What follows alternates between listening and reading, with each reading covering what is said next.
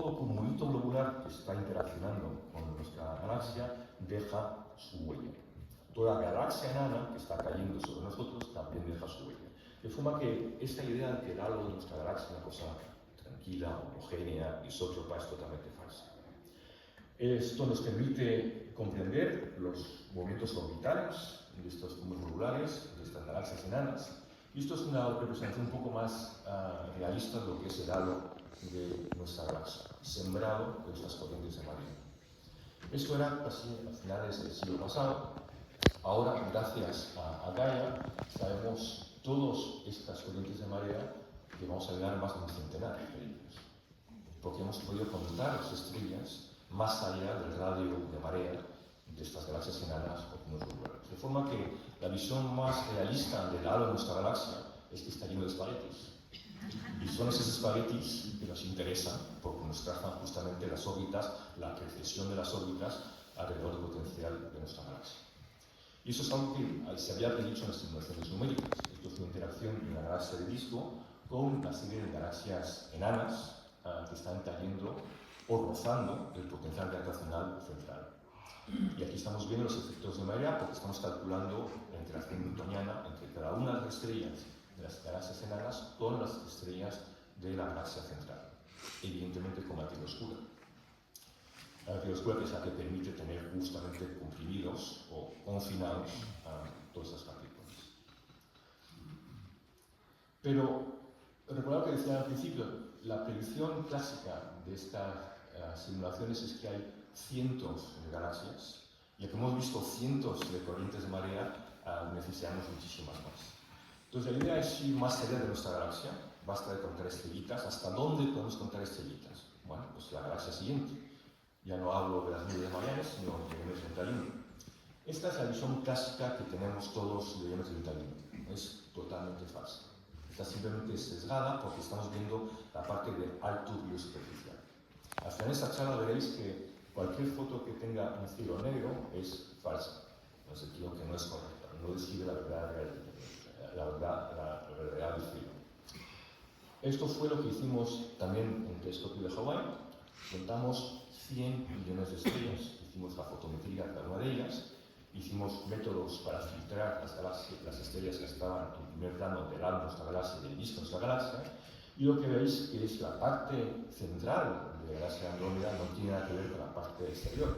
El disco de Andrómeda es mucho más grueso que lo que se podía ver. Vemos otra vez más los espaguetis producidos por las corrientes de marea. Esto es M33 y vemos una vez más las isofotas en forma de S. Significa que M33 estuvo en interacción gravitacional con M31. Eso también nos pone restricciones muy interesantes al tipo de órbita que tuvo M33 y M31. De forma que con Hubble también podemos medir el movimiento propio de M31. Sabéis que la velocidad radial de Andrómeda es negativa. Andrómeda se está acercando a nosotros con una velocidad de 300 km por segundo. Y el movimiento propio, la parte componente tangencial, es muy pequeña. De forma que nuestra galaxia y Andrómeda están esencialmente en órbita radial y van a colisionar. La cuestión es cuándo van a colisionar, cuándo van a unirse. De forma que Andrómeda y M31, nuestra galaxia, dentro de 4,5 billones de años será una sola galaxia. El problema es que evidentemente tenemos un montón de parámetros, que no son las masas, o son realmente el parámetro de impacto. Esto es una simulación que está cambiando los parámetros y según qué parámetros podemos adoptar, pues la solución final va a ser muy distinta. Por una vez más, estudiando las olas de marea, estudiando los movimientos, haciendo la fotometría detallada de esas estrellas, podemos ver cuál de esos escenarios, si alguno, es correcto. Esto necesita cientos, si no miles de horas en ordenadores, porque estamos calculando un problema de N cuerpos, ya que tenemos trucos para resolver el potencial gravitacional. El final de esos 9 escenarios es muy distinto. ¿Cuál de ellos es correcto? No lo sabemos, pero ha sido un cálculo bastante complejo. Hemos gastado nuestro presupuesto de carbono bastante fuertemente y utilizando estos ordenadores me hace pensar este chiste de inteligencia artificial. Los ordenadores son tan buenos que son cada vez más humanos, solamente tienen una capacidad de 10%. Pero bueno, lo que me interesaba era ponernos cuál sería nuestro cielo en el futuro. Ahora, en lugar de ver la perspectiva exterior a las dos galaxias, me pongo en la posición de un Sol en nuestra galaxia. Este es nuestro cielo, nuestra Vía Láctea, con su bulbo, antes de los satélites Starlink, y aquí vemos M31 acercándose peligrosamente de nosotros. Va a volver a aparecer otro lado del cielo, y a medida que se va acercando, va a estar alabeando el disco de nuestra galaxia. Esto ya comenzamos a verlo, pero es probablemente debido a la interacción de las nubes de Magallanes. Aquí no he puesto la unidad temporal, pero estamos yendo muy rápidamente. Y aquí vemos la primera interacción, paso entre M31 y el bulbo de nuestra galaxia. De forma que tenéis que reservar ya este billete, porque tenemos un viaje al centro de la galaxia dentro de 4.000 millones de años que va a ser espectacular. Claro, también es una interacción, las dos galaxias se están uniendo, pero no hay colisiones entre las estrellas porque el espacio interestelar es muy vacío. La probabilidad de colisión entre estrellas realmente es muy baja. Pero bueno, tenemos un viaje al centro de la galaxia y tenemos también un viaje al anticentro de la galaxia. De forma que lo vamos a pasar realmente muy bien. Eso fue contando esferitas. ¿Cuál es M31? Muy bien, pero ¿hemos hecho realmente el inventario de las galaxias enanas que están orbitando nuestra galaxia? Realmente no. Esto es una galaxia magnífica, se llama Serie 1, ocupa tanto como la Luna. ¿La veis? ¿No la veis? ¿Funciona un poco? No, tampoco. Bueno, os voy a ayudar. Voy a hacer una medida de velocidades radiales. Aquí están las estrellas en rojo, todas tienen la misma velocidad radial, están todas ocupadas y por cálculos sencillos podemos saber que están ligadas gravitacionalmente. Ocupa 30 minutos de arco en el cielo. Esto no es una galaxia que habéis todos los días. De la misma forma que M31 ocupa muchísimo más de lo que podéis pensar, tenemos un montón de otras galaxias que están a 23 kiloparsecs de nosotros, están al lado. Y sin embargo no son fáciles de detectar. Si no podemos contar las estrellas porque esta galaxia se encuentra, pongamos, a 100 kiloparsecs, ¿qué es lo que vamos a ver? No podemos detectarlas. Incluso con un telescopio de 39 metros de diámetro, estas galaxias las traeremos, no estarán en nuestros catálogos. Otra galaxia interesante, Crater 2. Este es el satélite de la Vía Láctea, el cuarto más próximo. Si pensáis en Aladín, esta es la imagen que tenéis. Vale. Sabemos que tiene la talla de la Luna, pero aquí no se ve nada. Necesito multiplicar su luminosidad por 100 millones y esta sería la extensión que tendríamos si simplemente artificialmente multiplico su luminosidad por 100. Y eso está también a la distancia de la nube pequeña de Magallanes, 120 kiloparsecs. La talla efectiva en el cielo es 71 minutos de arco, y lo que cuenta aquí es esta cantidad, 30 magnitudes por segundo de arco a la escala de 30 minutos de arco. El cielo negro, que vamos a ver dentro de un minuto, es más o menos, el cielo es muy oscuro, rote de 22. Estuvimos hablando el primer día sobre la contaminación lumínica. Esto tiene 8 magnitudes por debajo del cielo. ¿Cómo podemos detectar galaxias que son cientos y miles de veces menos brillantes que el cielo negro? Este es el examen que tenemos y al cual los aficionados podemos contribuir. Lo digo podemos porque, como decía Camilo Flammarion, no hay profesionales, no hay aficionados, somos todos ciudadanos del cielo. Estas son algunas de las nuevas galaxias que hemos detectado, desde Leo 1 hasta el reloj 1, que van desde 8.000 veces más débiles que la Vía Láctea hasta 100 millones de veces más débiles que la Vía Láctea. Eso es fácil, como una vez más hemos contado las estrellitas. Si son muy poco luminosas, son muy extendidas, si estuviesen más lejos, no las podemos detectar. Este es el challenge que tenemos. ¿Cuántas galaxias tenemos incluso orbitando nuestra Vía Láctea? No lo sabemos. Entonces, por eso cuando decimos que hay una tensión con el escenario lambda CDM, es que a lo mejor nuestras observaciones están sesgadas por mirar simplemente los altos brillos superficiales, que están más brillantes que el cielo.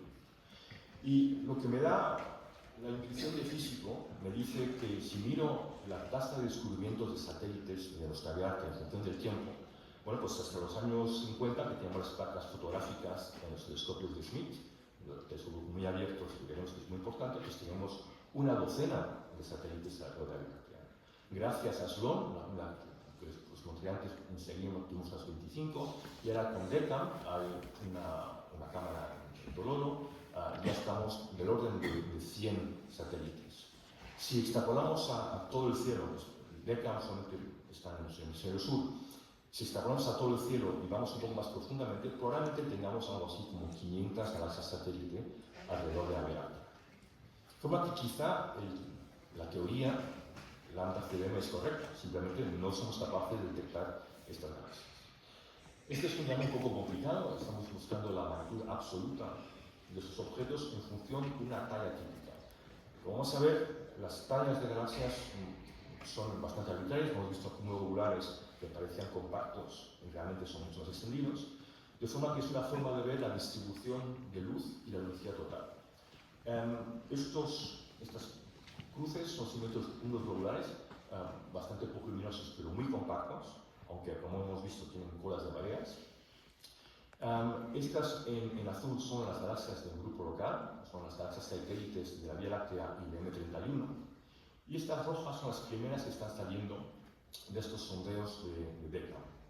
Y estas líneas en diagonal son las que tienen brillo y superficial constante. Estas muy brillantes a 25 son 3 magnitudes por debajo del fondo del cielo. Y los que están aquí, las primeras que están detectando alrededor de 30 magnitudes por segundo de arco cuadrado. De forma que son algo así como 8 magnitudes por debajo del fondo del cielo. La cuestión es cuántas galaxias va a haber en este triángulo de aquí. Galaxias que son muy extendidas, pero muy débiles. No tenemos ninguna forma por el momento de detectar. Y no hay ninguna razón física que impida tener galaxias muy extensas y muy débiles. Entonces, un ejemplo de cómo ir más allá, porque no podemos contar todas las estrellas, incluso con un telescopio que tiene 9 metros, es ver la luz difusa. Esto es una imagen de Hubble de una galaxia elíptica, y bueno, muchos compañeros se han dedicado su vida a trabajar en estas galaxias que son de color muy rojo, que están muertas en el sentido que no generan ninguna formación de estrellas, y a lo mejor son muy poco interesantes. Pero eso es simplemente un sesgo porque Hubble no es sensible al brillo superficial. Si desde Tierra vamos y vemos bajo brillo superficial, vemos que esta galaxia elíptica no tiene nada que ver con lo que vemos con Hubble. Tiene corrientes de marea a escalas gigantescas. Tenemos lo que llamamos arcos, tenemos paraguas, tenemos shells. Todo esto simplemente son galaxias enanas que han caído en el pozo gravitacional de esta galaxia elíptica masiva y por resonancias acaban en esos cascarones. De forma que mirando estos cascarones de estrellas alrededor de la galaxia elíptica, que es enana en esta escala, podemos comprender cuál es el potencial gravitacional y por tanto restringir también la materia oscura en esta galaxia. Pero esto fue un esfuerzo que hizo Pierre Leduc también en el telescopio en Hawái, ímprobo, pero no es nada nuevo. Mike Disney, que es uno de los grandes científicos que trabajó en este tema, dijo que las galaxias son como icebergs, lo que se ve por encima del brillo del cielo no tiene nada que ver con lo que está por debajo.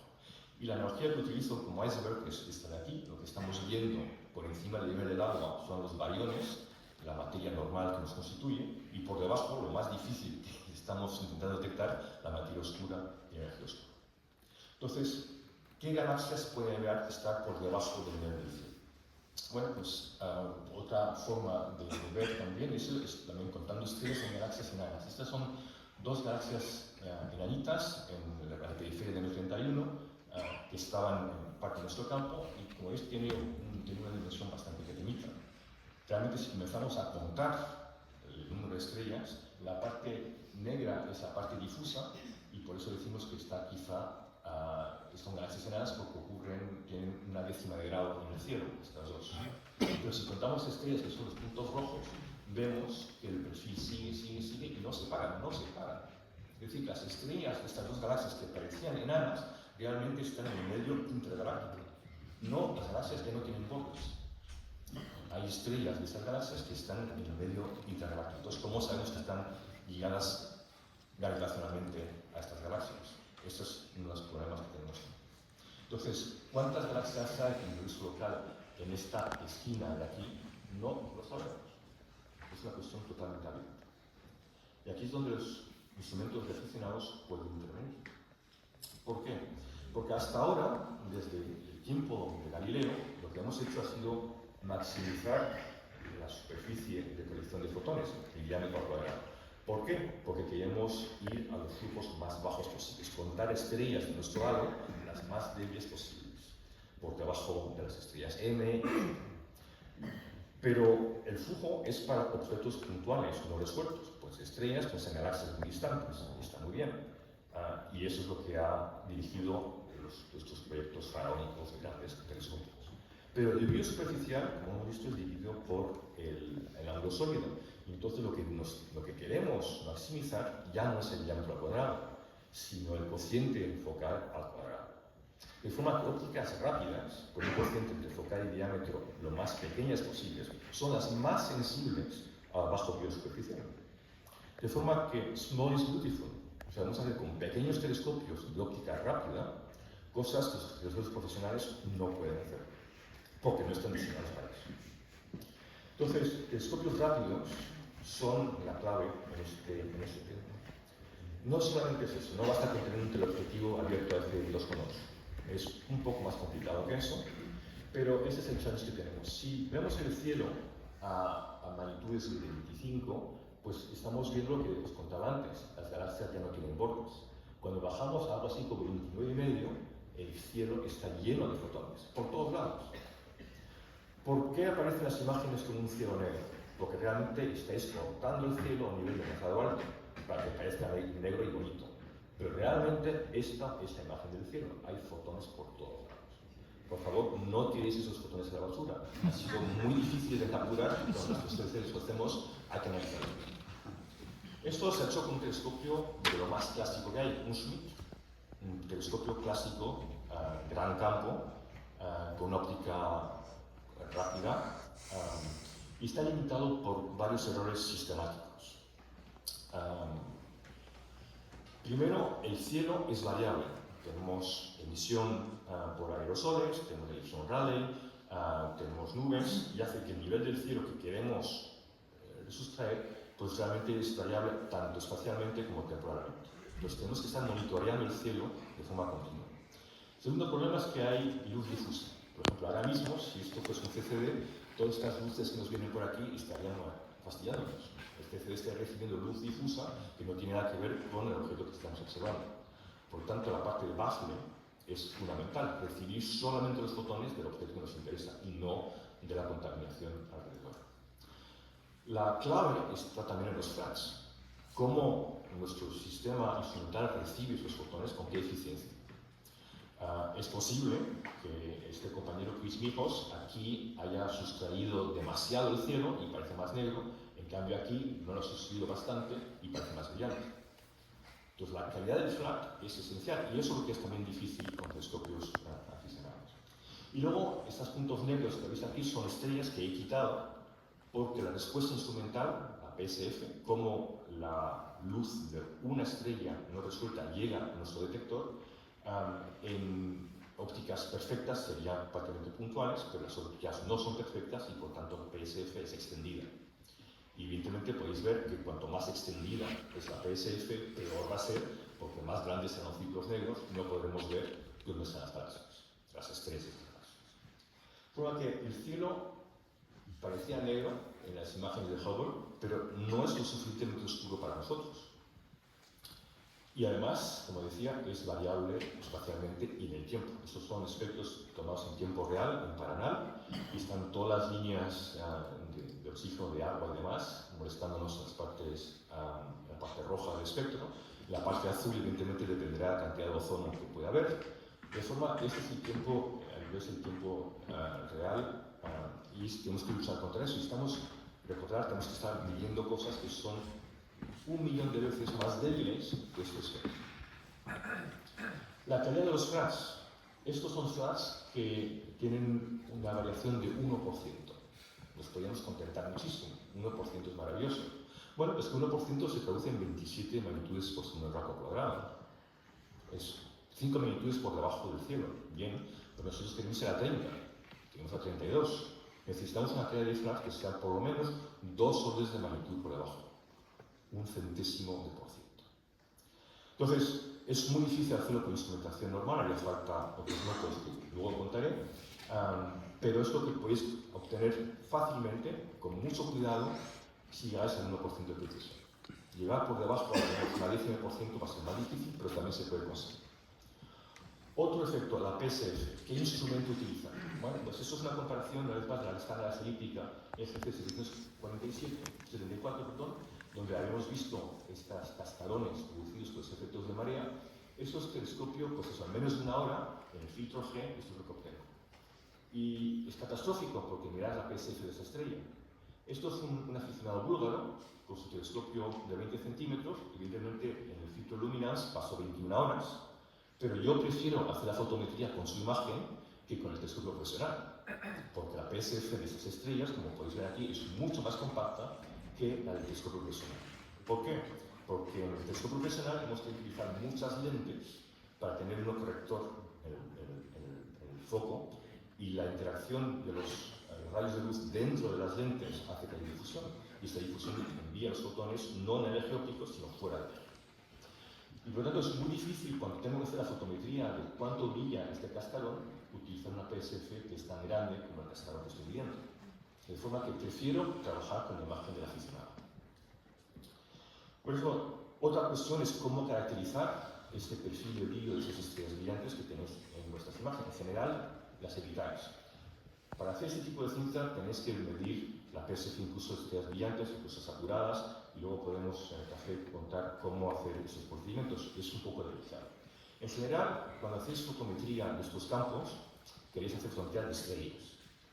Y os lo habéis hecho con mucho cuidado, muchos de vosotros. Esta es el brillo superficial de una estrella en función del radio en minutos de arco. En general, queremos simplemente ver pues eso, los 10 segundos de arco centrales, porque es lo que nos permite deconvolucionar la imagen o hacer fotometría de abertura si no queréis, porque realmente es lo que nos interesa para las estrellas. Pero para objetos muy extendidos, que van a ir hasta grados en el cielo, tenemos que saber cuál es la respuesta de nuestro instrumento. Y, por ejemplo, pues aquí los filtros van a también reflejar internamente la luz y producir más fotones fuera del eje óptico. De forma que llegar a caracterizar la PSF a escalas de grados significa poder bajar hasta algo así como 25 magnitudes por segundo al cuadrado. Es difícil, pero hay que medir. La mejor medida de la PSF a escalas de 1 grado la hizo de Vaucouleurs en un telescopio de Schmidt en Australia con placas fotográficas. El problema es que necesitamos fotones a 1 grado del objeto que estamos apuntando. Utilizo Júpiter, que es la cosa más brillante que hay.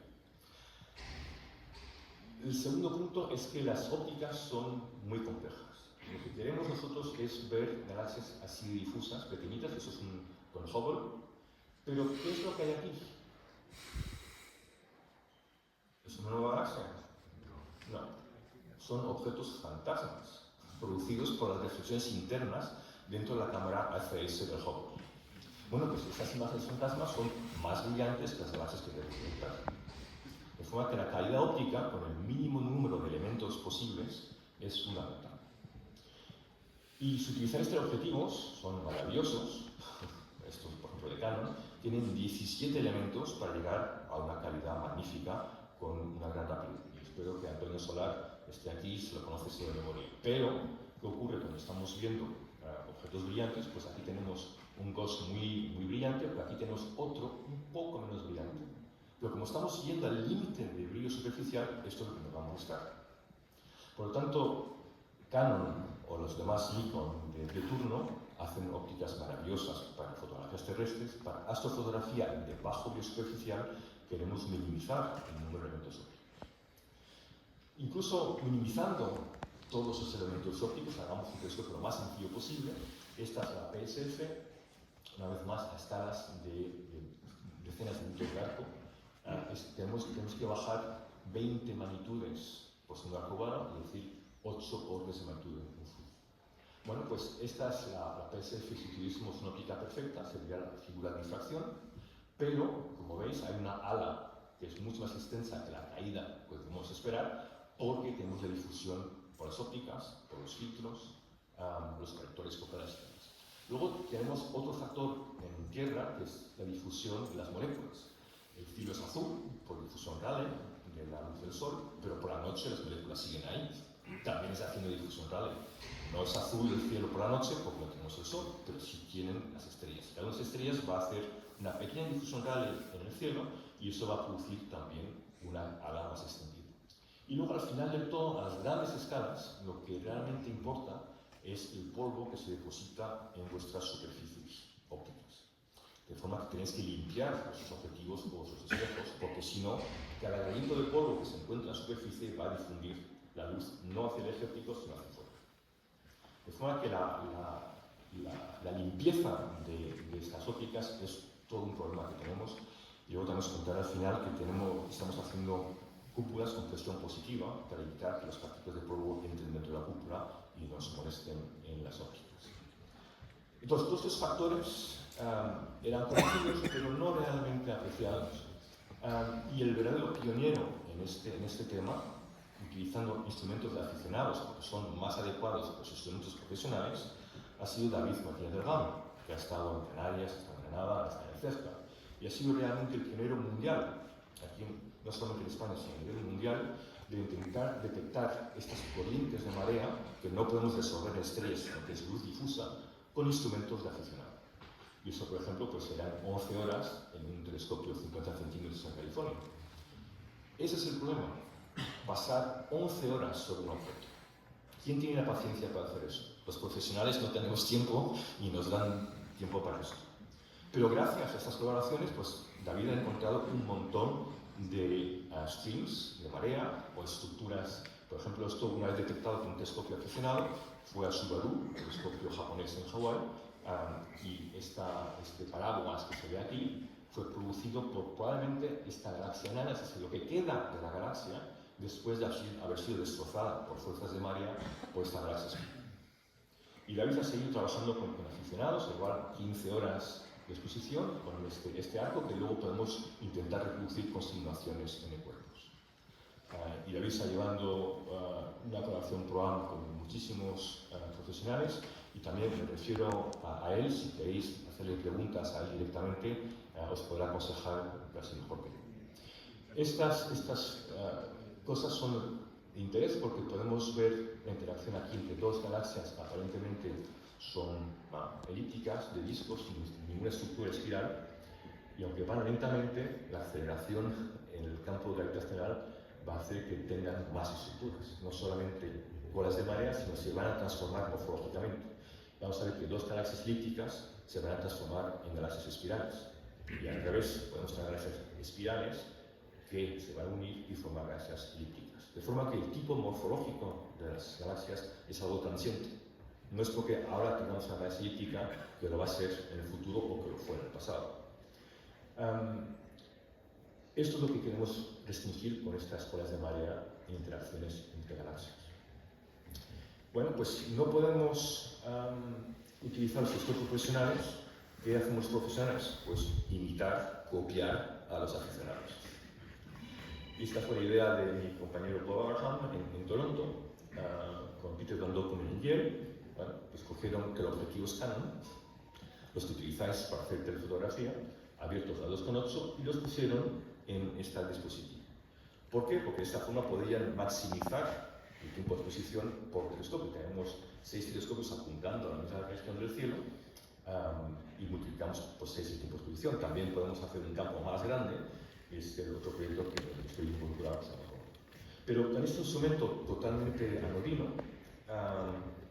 pasaron 26 horas sobre el cúmulo de Coma. El cúmulo de Coma es el cúmulo quizá mejor observado del cielo junto con el cúmulo de Virgo.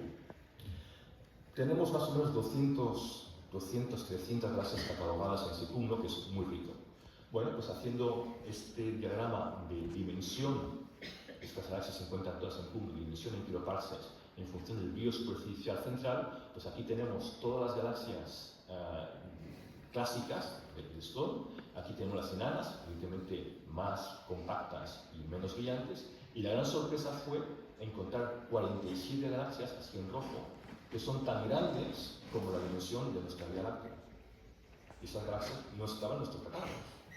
No están estos catálogos porque su brillo superficial está por debajo de 22, está más bien alrededor de 25. Simplemente 3 magnitudes por debajo del brillo superficial del cielo.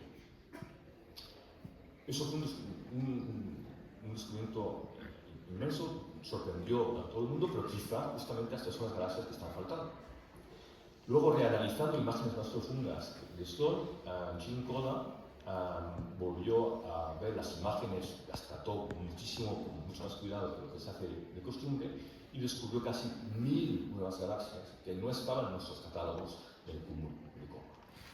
De forma que el problema de estas galaxias simplemente no son las galaxias clásicas que vemos aquí, muy brillantes, muy compactas, sino son cosas muy difusas, como gotitas de leche en el cielo. Ese es el challenge que tenemos, detectar esas manchitas que brillan apenas más que el cielo. Desde entonces hemos detectado estas galaxias, digamos, ultradifusas en todos los sitios posibles. En el cúmulo de Virgo, pero fijaros la diferencia entre las galaxias normalitas aquí y esta de aquí, muy extendida pero muy débil, esta de aquí igualmente. Y luego con David pues encontramos justamente esta de aquí en el filamento de Perseo.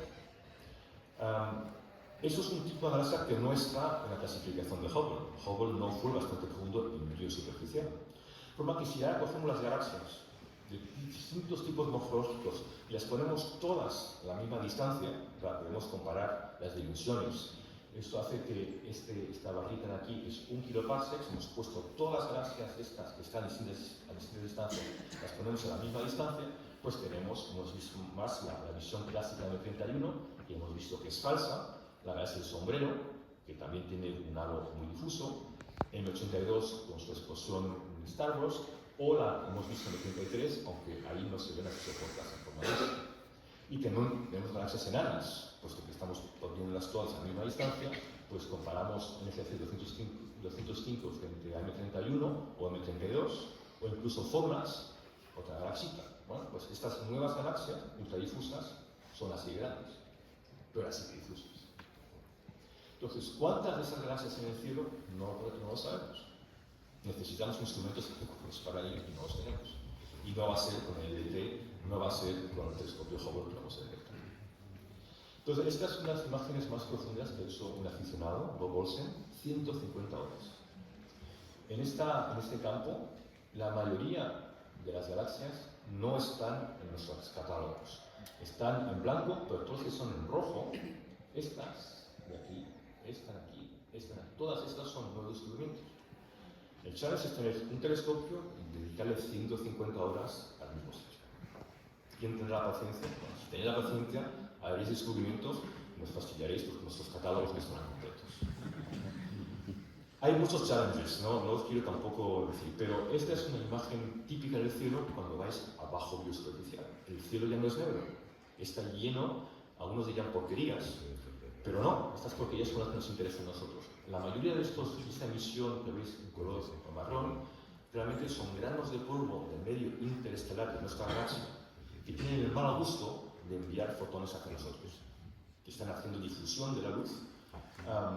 Y es una contaminación. Nosotros queremos eliminar esos granos de polvo para ver si detrás de esta nebulosa o detrás de esa galaxia hay otras galaxias. Entonces, es una contaminación que hay que quitar. Que nosotros hacemos cosmología, estamos acostumbrados a quitar todo lo que nos molesta entre nosotros y, por ejemplo, la radiación de fondo. Eso se vuelve un poco más técnico, pero ya tenemos técnicas para quitar estos digamos, cirros de polvo, que son el primer contaminante que tenemos de nuestro plan, igual que la luz local.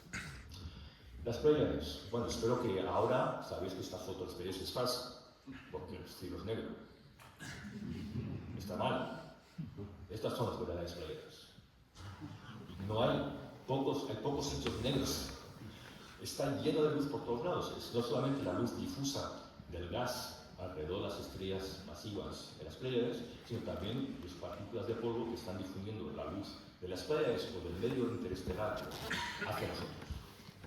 Entonces, este es el cielo de verdad cuando estamos viendo a bajo brillo superficial. Y la riqueza de fenómenos que hay es impresionante. No solamente es en cúmulos de estrellas, no es solamente en galaxias, sino también alrededor de estrellas. Las estrellas, como hemos visto, pierden masa. Y al perder masa, pues hacen costras, bueno, Por ejemplo, esto fue detectado por Akari, WISE, dos satélites infrarrojos, pero también por Herschel. Esto es una estrella post-AGB, está perdiendo masa a niveles algo así, casi como 10 a menos 4 masas solares por año. Y los distintos episodios de pérdida de masa hacen estos caparazones. Y una vez más, fijaros en la dimensión. Esta flecha de aquí es la talla de la Luna. Es inmenso en el cielo. También se detectó en ultravioleta, lo cual es muy interesante para la posición de esto. Y aquí tenemos otra vez más. Galex, esta flecha de aquí es 65 minutos de arco en el cielo. Hay cosas inmensas en el cielo que no vemos porque tienen demasiado bajo luz superficial. Y esto para nosotros, y los que trabajamos en el enriquecimiento en metales del medio interestelar, es fundamental. Otra cosa, mira, conocemos todos la constelación de la ballena. Bueno, pues sí, sabemos que es variable, que es maravillosa, tiene un periodo de unos 300 días, pero la interacción que tiene con el medio interestelar produce una onda de choque. Y esta onda de choque también tiene una contrapartida en una cola cometaria. Esto no es un cometa, esto es simplemente el gas perdido por las oscilaciones de Mira en la dirección opuesta a su movimiento. Y como veis, tiene una dimensión de algo así como 2 grados en el cielo. Detectado ultravioleta, pero no se ha detectado en el óptico. Esto es un challenge que podéis hacer. ¿Cuál es la emisión óptica de Mira en el óptico? Nadie lo ha hecho. Los profesionales no lo pueden hacer. Aparte de Dragonfly, este telescopio que os he mostrado, con unos compañeros en Estados Unidos hemos hecho otro que se llama Cóndor, que es evidentemente mejor que el que hizo Bob Abraham, y uno de los compañeros, Mike Schlar, estaba interesado en la nova JGK Perseo, que es esta pequeñita cosita que veis aquí, que tiene la primera explosión que tuvo.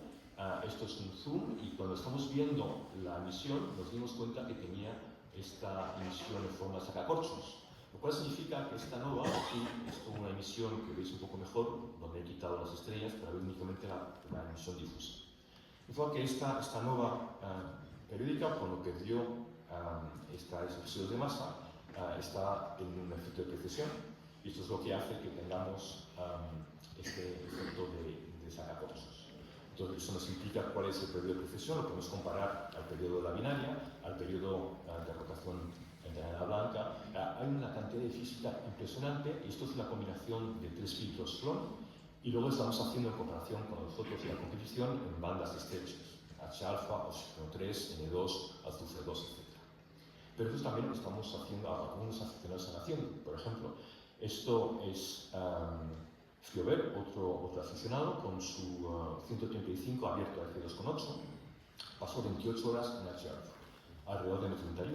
Esta no es otra emisión totalmente distinta a lo que tenéis. Esta es superpuesta a la emisión óptica, pero lo que está en rojo es la emisión difusa en H-alfa. No está claro que esta emisión sí es una emisión H-alfa asociada a la galaxia, o una vez más asociada al medio interestelar de nuestra galaxia. Y poder separar los dos va a ser muy difícil. Una hazaña impresionante fue una colaboración de aficionados que pasaron 46 horas en oxígeno 3, 41 en H-alfa. H-alfa está en rojo, pero en azul, aquí está modificado la emisión de oxígeno 3. Esta emisión de aquí no tenemos ni idea de lo que puede ser. ¿Qué es lo que está excitando el gas? Está esa Andrómeda, está en nuestra galaxia, para emitir únicamente el oxígeno 3 y no el H-alfa. Es totalmente paradójico. Estamos estudiando, por ejemplo, núcleos activos de la galaxia o emisiones difusas del medio interestelar ionizado, no lo comprendemos.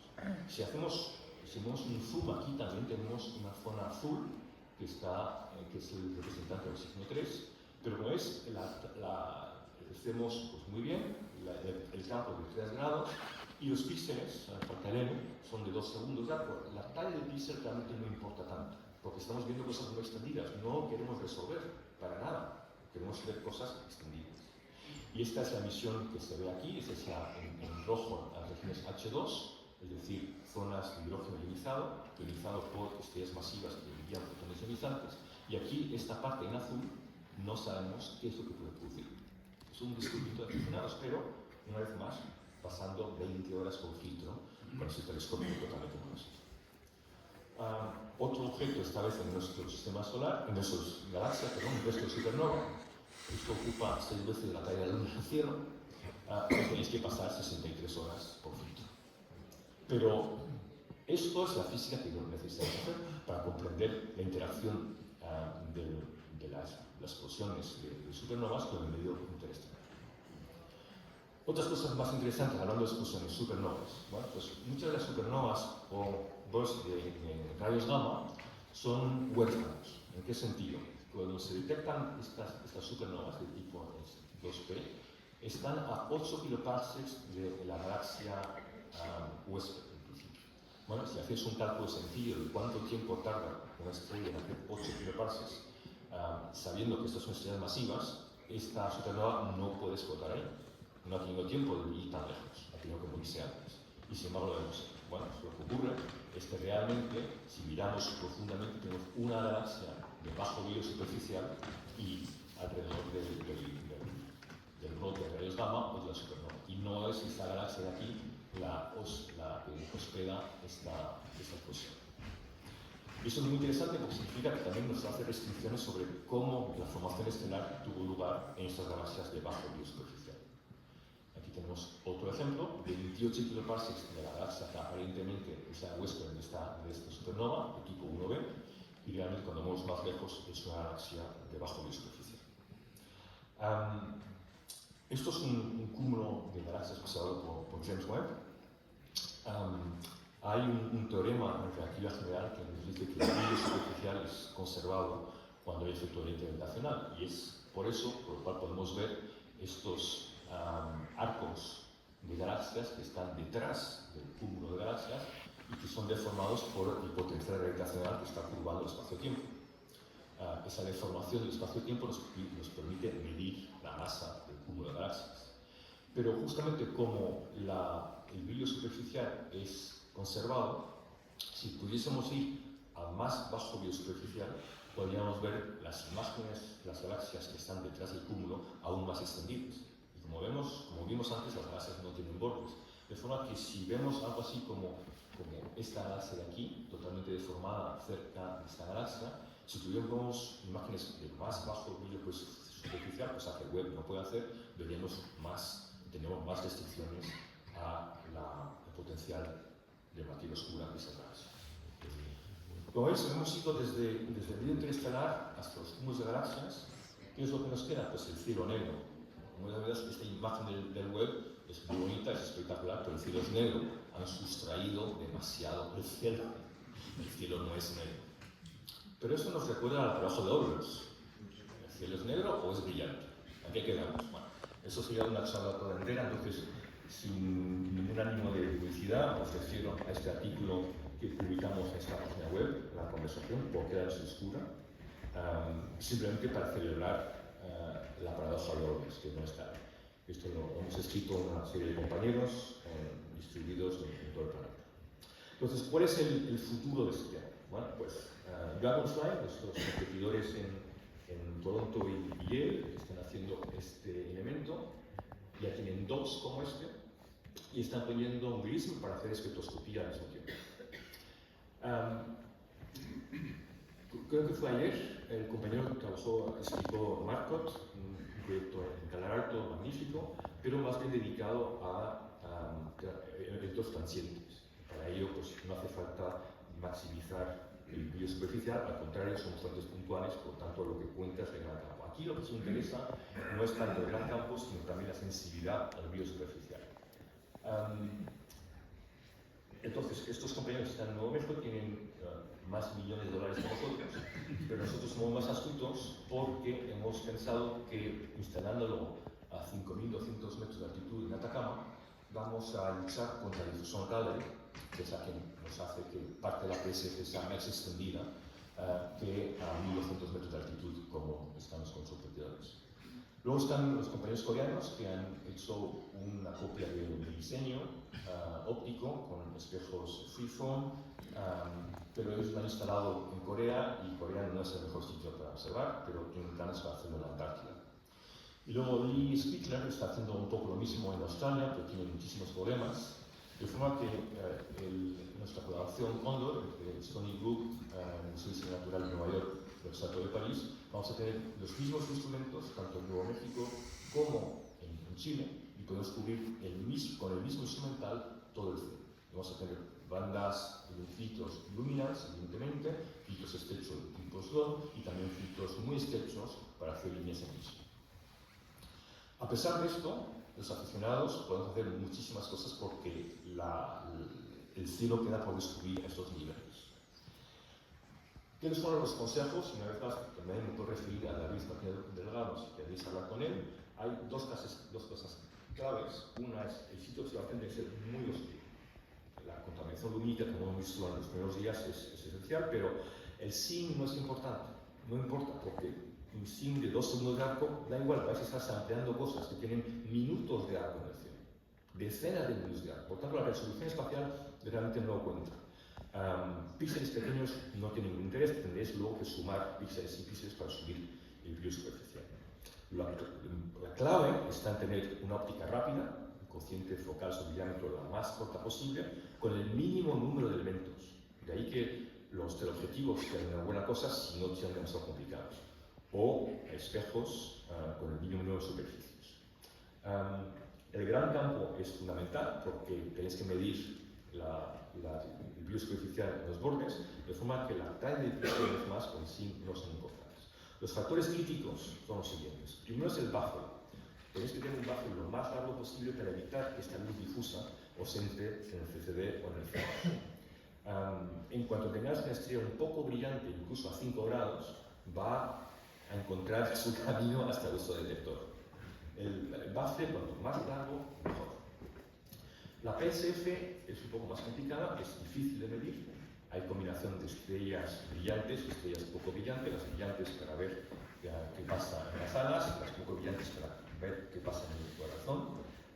Y ahí también hay varias técnicas, pero todos vosotros estáis utilizando instrumentos, software profesional, Python, AstroPy y demás, y tenemos varias técnicas, evidentemente abiertas, open source, donde podéis medir la PSF con la precisión necesaria. El problema número uno es la paciencia. Tenéis que coadicionar cientos o miles de imágenes. Y eso es difícil, porque tienes que hacerlo con una precisión de subpíxel. Pero tenéis los instrumentos de software para hacerlo perfectamente. El tercer punto es que si siempre estáis mirando, apuntando a la misma dirección, los defectos de la cámara en esos puntos se van a acumular. Entonces es importante hacer un differ, un offset, de forma que si apuntáis en esa dirección realmente tenéis que hacer distintos offsets para que los fotones estén en distintos ciclos de la cámara y si es posible rotar, porque la PSF probablemente no sea isótropa. Depende del alineamiento de la óptica, depende de la calidad, pero cuando veis esos niveles tan bajos de brillo superficial vais a ver todos los defectos de vuestra óptica y de vuestras cámaras, como hacemos nosotros. Y luego la clave en todo eso es hacer flash. No basta con hacer 5 flash, no, tienes que hacer cientos de flash, hacer la coalición de ellos, es una cosa un poco técnica, y hacer lo mejor posible para intentar bajar por debajo del nivel del 1%. Es una barrera difícil, el 1% es fácil, debajo va a ser más difícil. Pero merece la pena, porque los instrumentos que tenéis os permiten, y la paciencia que tenéis, os van a permitir pasar más de cientos de horas por objeto, por filtro. Y os garantizo que si lo hacéis, vais a descubrir cosas que los profesionales no podemos detectar. De forma que el potencial que hay para descubrimientos, como ya os enseñé para Andrómeda, es inmenso. Es la nueva frontera que tenemos en astronomía óptica que queda por descubrir. Espero que esto os haya hecho pensar. La próxima vez que veáis la Vía Láctea, que estáis descubriendo cosas oscuras y no la luz que había, como dijo Milton en el Paraíso Perdido.